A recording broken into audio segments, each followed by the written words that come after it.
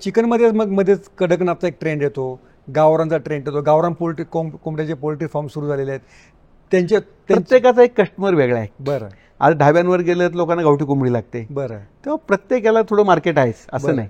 आणि ह्या अशा येत राहतात, वेव्ज येतात, वेव्ज जातात. पण ब्रॉयलर चिकनचं कन्झम्पशन मात्र वाढतच जाणार आहे. अच्छा, हेच अंड्याच्या बाबतीत पण असंच आहे.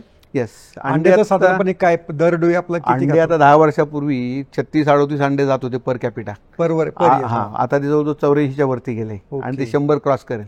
आजच्या घडीला अंड्याचं भारतात नाही जगभर शॉर्टेज आहे. बरं. पहिल्यांदा भारतामधनं अमेरिकेला 1 कोटी अंडे गेले. आणि अगोदर त्यांचे जे काही नाटकं होती, हे सर्टिफिकेट पाहिजे, बर्ड फ्लू फ्री पाहिजे, त्यांच्याकडे बर्ड फ्लूने हाकार केलाय. त्याच्यामुळे भारतातनं विदाऊट सर्टिफिकेशन त्यांनी 1 कोटी अंडे घेतले. आता ह्या वर्षी आता मागच्या 1 महिन्यापूर्वी गेलेत. बरं. एका कंटेनरमध्ये 4,75,000 अंडे बाय सी गेलेत रेफर कंटेनरमधनं. आणि आज जगभर अंड्याचं, हॅचिंग एगचं आणि खाण्याच्या अंड्याचं शॉर्टेज झालं.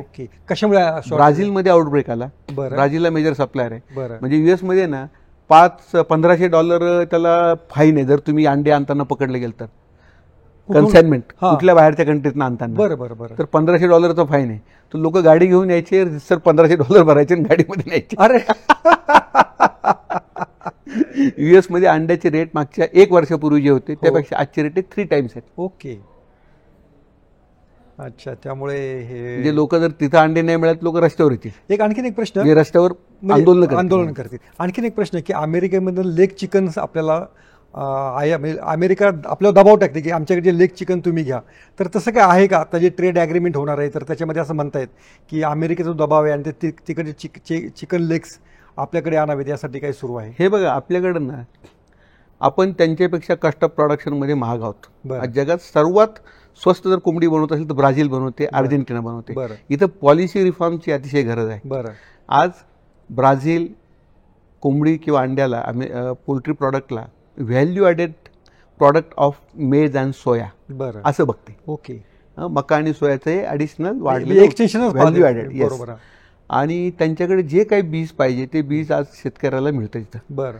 आता जेनेटिकली मॉडिफाईड आणि हायब्रिड आज जेवढा मका जगभरात पिकतो त्यातला 87% हा GM क्रॉप आहे. बरं. भारत आणि असे काही देश असतील काही युरोपमधले की जिथं आजही GM वापरत नाही पण हायब्रिड वापरतात. आणि आफ्रिकेतले काही देश आहेत की जिथं आज हायब्रिड पण नाही आहेत, जे लोकल असेल त्या व्हरायटी वापरतात.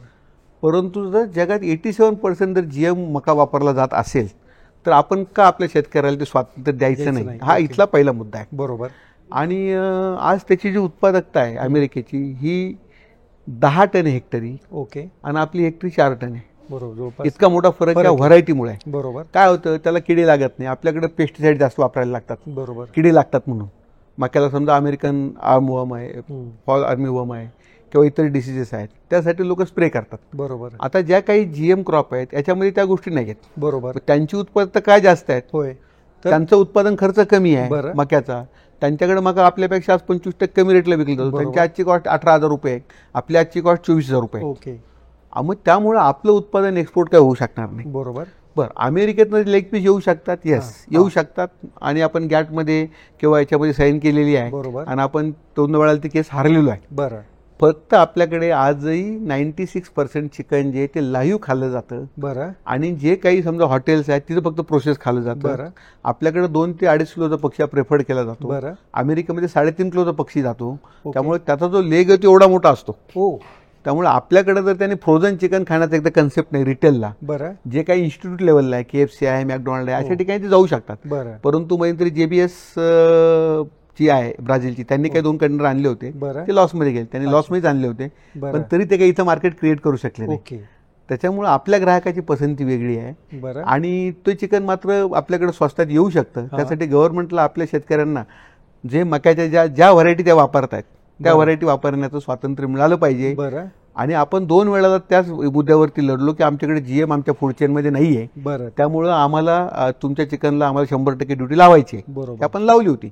पण त्याच्यावर त्यांनी अपील केलं आणि आता ते they are free to export. Okay. आणि पुढच्या आत्ता जो चाललाय प्रेशर टाकायचं काम की आपल्या सगळ्या देशांवरती त्यांनी अमेरिकेने इतक्यात 45% इतके लावले, त्याचं मुख्य कारण हेच आहे की तुम्ही आमच्या चिकनला इथं हे द्या. अशा वेगवेगळ्या गोष्टी आहेत. पण त्यात चिकन सुद्धा हे काय की आम्हाला तिथं चिकन टाकायला परवानगी पाहिजे किंवा कमी ड्युटी स्ट्रक्चरमध्ये चेंज पाहिजे. तर त्यांच्याशी जर कॉम्पीट करायचं असेल तर आपल्याला आपल्या शेतकऱ्याला त्याचा उत्पादन खर्च कसा कमी राहील, कारण त्यांच्याकडे हजारो हेक्टरचं प्लांटेशन आहे, आपले छोटे छोटे शेतकरी आहेत आणि त्यांना प्रोटेक्ट करायचं आहे, तर त्यांना चांगली टेक्नॉलॉजी, चांगलं बियाणं दिलं पाहिजे. तुम्ही जर त्यांना चांगलं जीनपूल नाही दिला, आणि ऑलरेडी आपल्या फूड चेनमध्ये आपण जे म्हणतो की GM नाही आहे, आपल्या फूड चेनमध्ये GM आहे, कारण आपण आज कपाशीला अलाव केलं आहे आणि कपाशीची पेंड जी आहे ती गायींना जाते. त्याचबरोबर आपण जेवढं तेल इम्पोर्ट करतो, ह्या तेलातलं जेवढं इम्पोर्ट करतो त्यातलं 80-90% तेल हे GMच आहे. म्हणून आपला हा जो काही दावा आहे की आम्ही GM क्रॉप नको आहे, ऑलरेडी आपल्याकडे तेल येते, GM तेल येते. सोशल मीडियाच्या भाऊ गर्दीत विश्वासार्हतेने चकाकणारे नाव म्हणजे लेट्सअप मराठी. सगळ्यांना, सगळ्या नागरिकांना ती स्पीच, ती लेट्सअप वरील मुलाखती म्हणजे विचारांचा खजिना. त्यानंतरच्या निवडणुकीमध्ये मला सोडून गेले.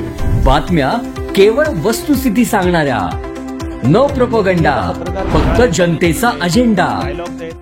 क्योंकि आने वाला कल जाने वाला है, जाने वाला कल आने वाला है. राजकारण, मनोरंजन असो की क्रीडा क्षेत्र, महाराष्ट्राची स्पंदने संवेदनशीलतेने टिपणारे माध्यम म्हणजे लेट्सअप मराठी. जगासोबत एक पाऊल पुढे राहण्यासाठी लेट्सअपचे ॲप, सोशल मीडिया आणि वेबसाईट सोबत कनेक्टेड रहा.